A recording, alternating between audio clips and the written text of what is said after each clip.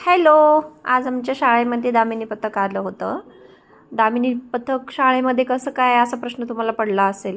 बरोबर आहे, पण दामिनी पथक हे काही मुलींची छेडछाड झाल्यानंतरच तिथे येऊन सहभागी होतं किंवा तिथे येऊन त्यांची कारवाई करतात असा प्रकार नाही आहे.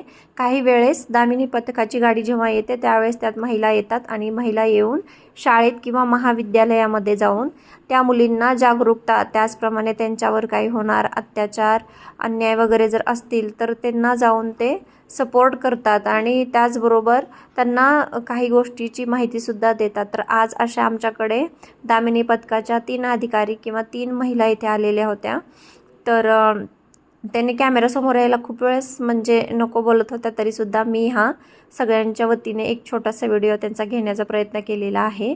आणि ह्या महिलांची जी गाडी होती दामिनी पथकाची, तर त्याच्या ड्रायव्हर ह्या महिलाच होत्या. म्हणजे जर इन केस मुलींना काही प्रॉब्लेम असतील तर त्या मुली निसंकोचपणे आपलं मत व्यक्त करावं किंवा त्या समोरच्या व्यक्तीला, त्या लेडीजला बोलावं, असं ह्या दामिनी पथकाची कार्यवाही असते.